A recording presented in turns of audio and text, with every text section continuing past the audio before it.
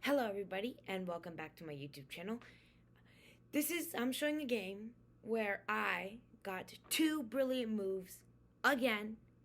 This is another video about me getting two brilliant moves in one game, and this time I'm playing my dad.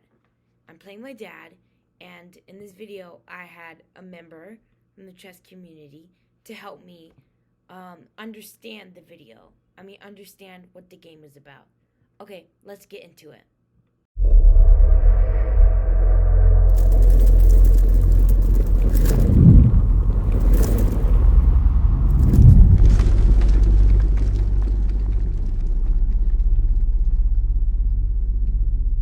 This is good development to start the game off. You have three pieces, Noah to one. So you're ready with the ability to castle. Black's kind of just relying on these pawns. He's also kind of closed of his black squared bishop. So his dark squared bishop's not going to have much of a chance to develop unless he kind of trades it off maybe in the future. But as you can see, like he doesn't have a way kind of to use his dark squared bishop. So he's already kind of in a pickle. Okay, yes.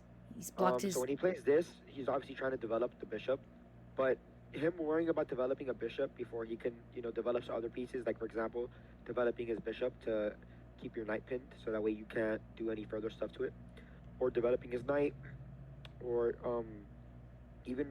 I think developing one of these two pieces is better than pushing his pawn to develop this. But he doesn't. You castle. The engine wants this, by the way, because you're threatening this very weak f pawn. Remember, the f pawn is the weakest pawn in the game for both sides because the only thing defending it at the start of the game is the king. Yeah, I remember. Okay. Yeah, so it wants you to target this because you see, like kind of like a fried liver. If you've ever heard of that. Yes, I have.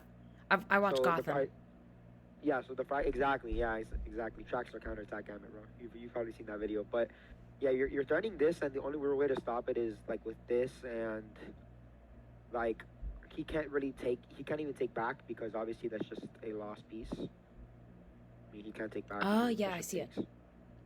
So the only way to stop that is to already push a piece that you've already, to move a piece that you've already moved, and to do that in the opening it's like losing. So this is already pretty much winning.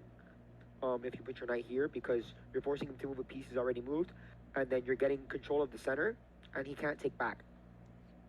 So that's why I think this knight moves better, but on to, other things. So you castled, which I think, like, it's still, a decent move. I mean, you have three developed pieces, your king is safe, you have the ability to expand in the center, maybe tear the center open with this, and this, if you think that's right. Maybe tearing the center open isn't the best idea in the future, just because that gives his bishop some more control now that his own pawn isn't blocking him, but whatever. Yeah, he fianchettos. Now you play this move, but the problem is it's a tempo too late, because if he castles, now you pose no threat to him, because two minor pieces is better than one major, than one two minor pieces is better than a rook. And a rook and a pawn. Not better. So you see, here he castles, right? If he castles, which he's supposed to do, then if you take, yeah, exactly, a rook and a pawn. My apologies. Yeah, you're right. So he's up two of your pieces for his rook and the pawn. The rook isn't even doing anything at the beginning of the game, and at that point you traded your two most active pieces for essentially a safe king that has potential activity coming in. So that's not ever good. As you can see, the engine says it's losing. But instead, he pushes the king down for some reason. I don't know why he does that. Knight takes is great. I have absolutely no idea why my father would do that. Oh, you're playing your dad. Oh yeah, I'm playing my dad. So yeah, when you take the knight here or the pawn here, you obviously saw this, right? The fork. Yes. Right. I'm assuming he moves the queen. Yep. Well, this is kind of that wouldn't be good. Did you play that move? Let me see. Wait, what? Did you play that move? Okay, yeah, you did. It says that move's not good because after queen takes, then this knight is lost forever still. So you're essentially trading two pieces for one. Does that make sense? Yeah, because I've So you're doing I had tunnel the same vision. initial trade that was mentioned beforehand, the two pieces for one. Mm-hmm. Right? I had tunnel so I think vision. a better move too could be something like maybe this. Yeah. It was the tunnel vision. The engine doesn't really like it, but it says F4 is better. But like that's like an engine move. Like this just keeps the bishop defended, and then the the rook has no way of getting out anyways. I know. So you're still winning the piece, and now he can't let's say he does something random like the bishop here. Like, he has no way. Okay, even if he does that, you just do this or whatever. Let's say he goes back. He has no way to recapture the piece, right? Once you've taken it like you Yeah. did before, because now your piece is actually defended. I was so focused on my attack. It's just like the tunnel vision. Yeah, exactly. Just make sure that you see, like, okay, if I take here, what can he do? Oh, wait, he can take back. But it's a 5-minute Right. game. I wasn't paying attention. Yeah. Well, look how much time you have on your clock. I mean, you're on move 7. You wasted a decent amount of time. But yeah, make sure you see that, right? Make sure you see. Okay, if I take this, you're Yeah. blocking. You're getting rid of your what's it called? So this piece it's called an X-ray attack essentially, right? When you move a piece out of the way to attack another. But the X-ray attack doesn't work if it's not defended. You could even do something like this, like that or like that. The engine likes this more, but it also likes F4 with the idea of taking, I assume. Yeah, F takes E6. But you saw it. Takes. You blundered, but that's fine.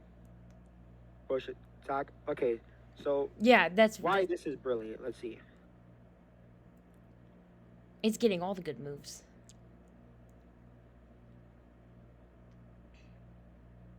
Oh, because it leads to that fork. Huh? So if takes, you have knight d5. Or you have this first. Then king d8. Hold up, let me look through the line really quickly. Queen h5. Okay, so the way I see it is that this move is the only move that saves this knight from dying. You understand what I'm saying? Bishop here is the only move that saves the knight from dying.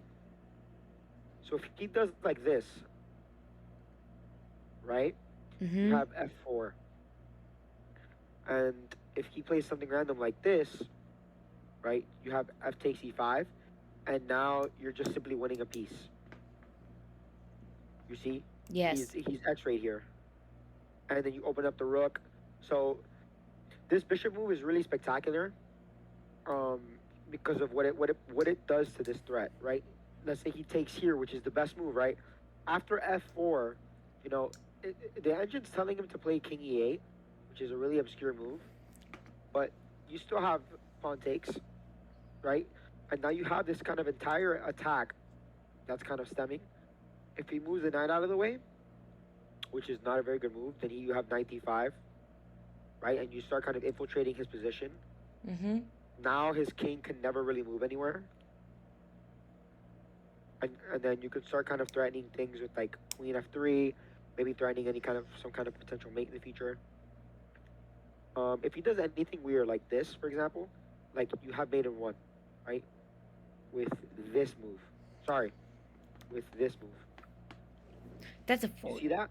and a mate. It's a mate. Oh, that's got to So be the most embarrassing thing ever. You get a full major piece fork with a mate. See, Yeah, you're it's called a forking royal the fork usually. rook, the queen, the So king with a the mate. bishop, after playing f4, after he kind of takes this. So do you see the line? Yes. This is a very difficult line to see, by the way. But after takes, you have here. If he does king e8, you do takes. Then after you have that. Queen takes e5 is a possible move. What was the move that I had played before? Let me see. Oh yeah. So let's say he moves the knight out of the way, which is just like a very like a common move in the position. It's already extremely losing because of this knight move here. And then you Yes. have to defend this pawn. So you have to play knight to a6 to defend the mate. And so this already puts your opponent in like a tough situation to be in, per se, because you have this open rook. The king's paralyzed, right? But so that was the first brilliant move. Then you took, which is good because you're kind of X-ray defending the bishop, so he has to take back. If he takes back with the queen, you have a game-winning move right here. Did he play that in the game? Okay, you did that in the game, and you won his queen. Perfect. Perfect, and then you got the piece out. All right, now you're winning extremely. Like, his king is by himself here. He hasn't developed any pieces. So you're Okay, just yeah, winning but the completely. funny thing is I didn't even see that was possible. Oh, why'd you sacrifice the knight for? No. Wait, what? You lost the knight for nothing here. Can I see? See, the pawn was defended twice, and you took it. Because I had nowhere to go. Yeah, but you could just defend it. Oh, that I wasn't thinking that. Just thinking about the And then knight. after, let's say he moves out of the way, you just bring it down, and now it's defended. I wasn't thinking about that. I was thinking, oh, my knight's so dead. Yeah, I got you. It's a Okay, tunnel F4. Wow. Wow. Yeah. See, in my brain, I was like, I'm so far ahead in material Yeah, let me show you. so in my head, I was thinking I'm so far ahead in material, and by me sacrificing, it will just give me a kind of a bit more advantage. But I didn't know it would be a brilliant move. So the reason why it's brilliant is because it's the best move in the position. It leads to checkmate. Huh. It's actually a mate in 9 or mate 15, but pretty much after like takes and takes, like the king is trapped. He has no piece development at all. He has no way to prevent mate eventually. You can end up just doing a rook lift like that. In the words of Gotham, the king is hunted to death. Exactly, that's what you're doing. See, you're worried too much here about winning more material and open. If you think about it, first of all, now that he does this, where's his bishop going? Where's his rook going? He has to waste development to get the bishop out and to get the rook out, right? He has to waste 3 moves of development. If you take here, right, you're already giving him more methods to develop. But it was a and free now he's pawn. developing more. But what? But it was a free pawn. I understand that. But what's better than a free pawn? Mate. Mate. You know what I mean? So you have to start thinking about, okay, let me bring the rook over and just bring it over like this, right? So now if he does anything, king h7, rook f3, king here, rook check, king h7, rook check, and then it's just mate. Beautiful. So like anywhere that he puts the king, like it's mate. And so that's what you have to see. Like, okay, if he just develops randomly there, okay, now his bishop has no way to stop the mate. He has no pieces to stop mate. It's called a rook lift. You just bring the rook up and you start coming around. And then that's just checkmate. So you understand? Yes. So do you understand why those were marked as brilliant? Yes, because it continues the check. It's a sacrifice that leads to a checkmate threat. Yeah, what you're doing here is you're opening up your pieces. So you got rid of his only active piece for your rook, but he has no active. Look, he hasn't moved anything on this side of the board. This is embarrassing. Oh my gosh. Right? And now you have this whole idea of this rook lift. Sorry, my mouse is kind of trippy.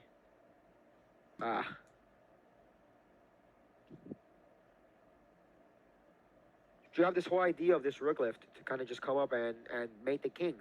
Mm-hmm. And especially after he blocks his own piece, yeah, that's definitely good there. But going back to this move, this bishop move, just it gives you a plethora of things to do here, right? So after taking there, you do takes. Queen takes leads to that fork, but let's say he does bishop takes, per se. I mean, then you have knight takes pawn check, saving your knight that was previously lost. Right? Let's say he comes here, you do the same exact thing.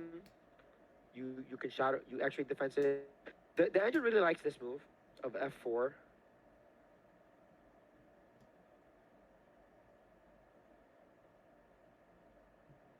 Because if the king takes it, then you fork the queen and the king. You understand? Yes. So that's why the engine likes this move, because, oh, I just want a knight. Or, oh, I just want a free knight. Like, no, you didn't. You just lost your queen. You know what I mean? Mm-hmm. So that's why the engine likes f4 so much. But, yeah, so that's pretty much why those 2 moves are brilliant, if that was able to help clarify that position a bit. Okay. Does that make sense? Do you want me to go over anything else again, or no? It makes a lot of sense. Okay, cool. And then continuing on. Like, with what part? Oh, like you want to go through over the rest of the game? Yeah. Where are we? Like, move here. I think we're at move 20. Oh, you blundered something here. Oh, you blundered your queen. Wait. Let's go back a bit. Sorry. Okay. We're here. Yes.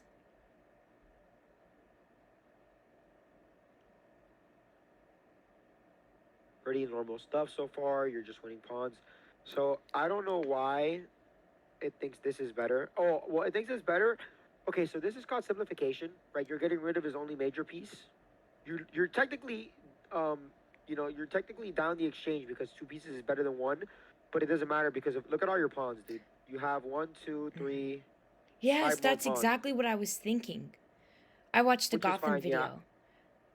I wouldn't have traded this personally because like I just to be honest, I would have gotten scared. Like, why am I gonna trade my I know. best piece I know. for this? I just would have been scared to be honest. I know, but I But literally watched the Gotham video like right before I played this game. no, Literally it's the best about move it. too. Look, it's literally the best move. It's definitely the best move because you're trading this away for 5 pawns. You know, it's yeah. And look at you, you're pushing. Good job. Yeah, now defending. Well, this isn't really a defense I know. because he just takes. I He thought just takes it. I was afraid But that the pushing again. Mhm. I know. But whatever. Yeah. But I was same thing. very Rook afraid cut that off the king. Perfect job cutting off the oh king. That's really good. Now the king can't enter anymore. You could have even put it here, but then he was the bishop. But that's yeah. perfect. I was Moving your king up, getting him out of harm's way. Now the pawns are looking kind of scared, but this past pawn is like pretty much. Yeah, he traded that. so when His when I bishop's kind played of that running. move, queen takes the rook, I was thinking, and Stockfish is gonna say I really messed up, but I watched the It's actually Gotham the best move. video about sacrifices and like I thought it was the right call at the right time. I was taking a risk. And it was perfect. Whoa. Okay, be careful. Yeah, I was gonna say you almost drew there. Okay, and did you get the checkmate here? Let's see. Oh, he ran out of time. Okay, but just so you can see the continuation here. Um, I was so scared that I was gonna be able to do it because or sorry, it's not that. It's I this. know the configuration of it where the rook is on the flank row, the last one, and the king is getting blocked. So that would be the. Yeah, I know the configuration, but I just didn't know how to get to the configuration.